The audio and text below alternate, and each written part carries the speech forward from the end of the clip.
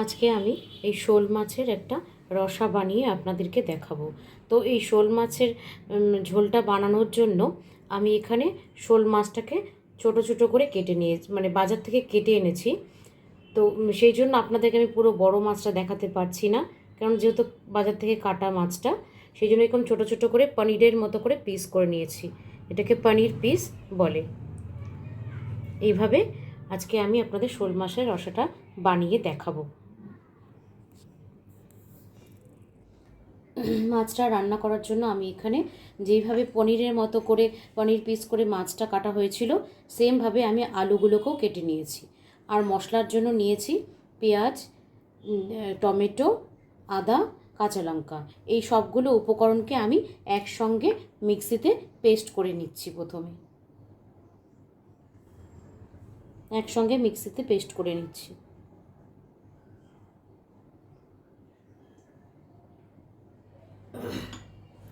মশলাটা আমি পেস্ট করে নিয়েছি। আর মাছে আমি আগে থেকে হলুদ লবণ সব মাখিয়ে রেখেছিলাম। এখন আমি মাছটাকে প্রথমে ভেজে নেব, অল্প অল্প করে ভেজে নেব।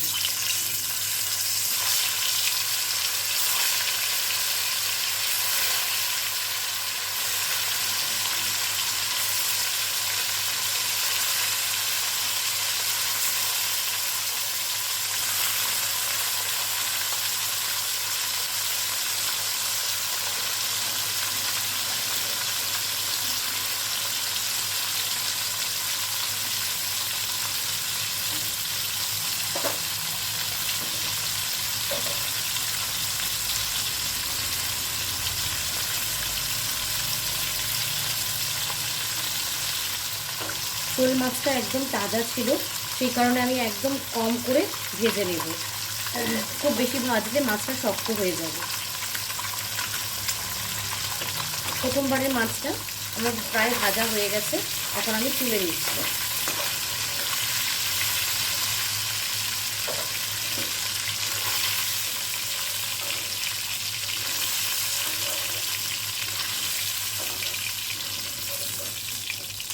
এইভাবে আমি আস্তে আস্তে সবগুলো মাছকে ভেজে নেব।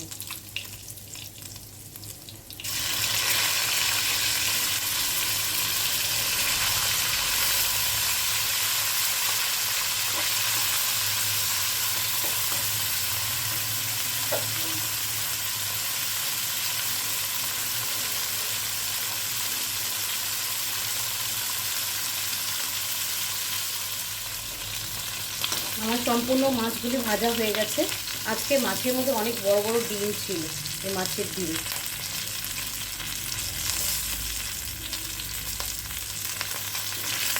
লাস্টলি আমি মাথা আর এটা ভেজে সম্পূর্ণ মাছটা ভেজে নিলাম।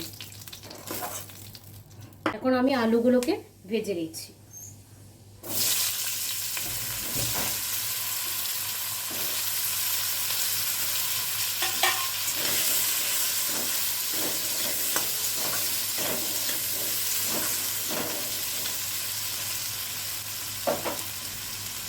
আমি প্রথমে আলুগুলোকে ভালো করে তেলে ভেজে নিয়ে তারপরে মাছের ঝোলটা বসিয়ে নেব।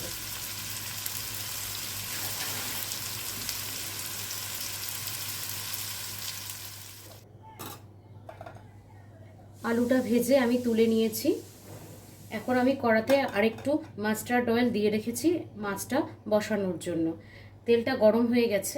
আমি এখন একটু গোটা জিরে দিয়ে দিচ্ছি তেলে, আর তেজপাতা দিয়ে দিচ্ছি।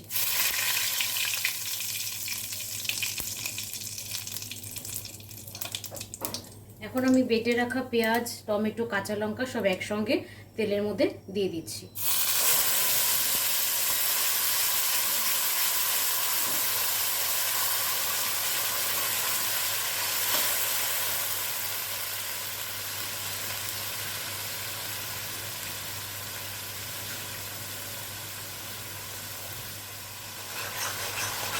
ভালো করে তেলের মধ্যে পেঁয়াজটাকে নেড়ে নেব যতক্ষণ না পর্যন্ত পেঁয়াজের কাঁচা গন্ধটা যাচ্ছে।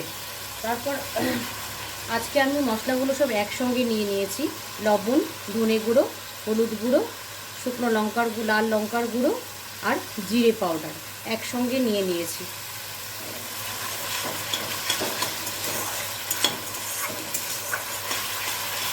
পেঁয়াজটা আমার প্রায় ভালো করে তেলের মধ্যে ভাজা হয়ে গেছে। এখন আমি উপর থেকে মশলাগুলো দিয়ে দিচ্ছি।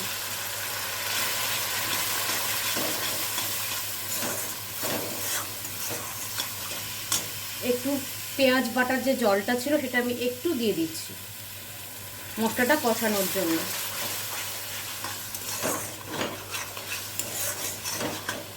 এখন আমি 5 মিনিট মতো তেলের মধ্যে মশলাগুলো ভালো করে কষিয়ে নেব। আমি মশলাটা ভালো করে তেলের মধ্যে কষিয়ে নিয়েছি। এখন আমি উপর থেকে এই ভেজে রাখা আলুগুলো দিয়ে দেব।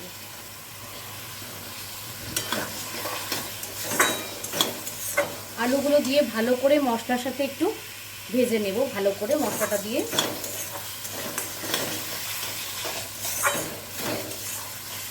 আমি আরও একটু জল দিয়ে দিচ্ছি মশলাটা কষানোর জন্য।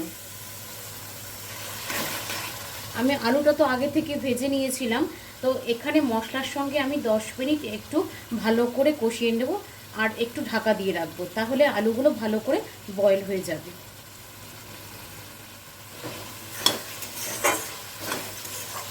দেখুন আলুর গায়ে পুরো মশলাগুলো পুরো ভালো করে মেখে গেছে এবং আলুটাও ভালো বয়েল হয়ে গেছে।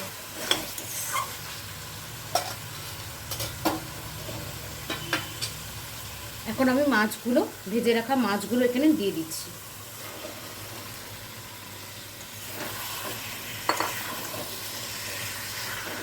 মাছটা দিয়ে ভালো করে মশলার সঙ্গে একবার কষিয়ে নিচ্ছি।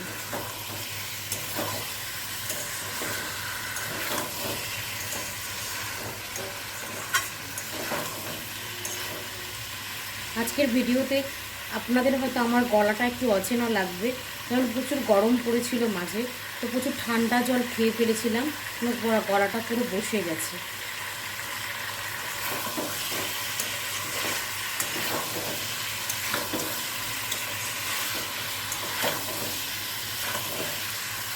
দেখুন মশলার সঙ্গে একদম মাংসের মতো মনে হচ্ছে, মশলার সাথে মাছ আর আলুগুলো পুরো মিশে গেছে, দেখে মনে হচ্ছে যে চিকেন বানানো হচ্ছে। আপনারাও বাড়িতে এইভাবে পনির পিস করে দোকান থেকে কেটে নিয়ে আসবেন, মাছটা কেটে বানিয়ে খেয়ে দেখবেন, খুব টেস্টি লাগে। আর শীতের সময় এটা একটা মূলো দিয়েও বানানো হয়, সেটাও খুব টেস্টি লাগে।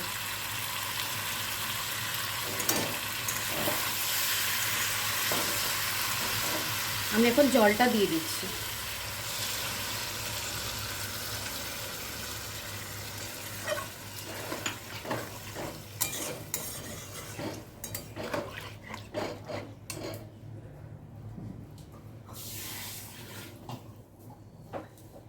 আমি আরও একটু জল দিয়ে দিচ্ছি, যেহেতু মাখা মাখা হবে তার কারণে খুব একটা বেশি জল ইউজ করব না।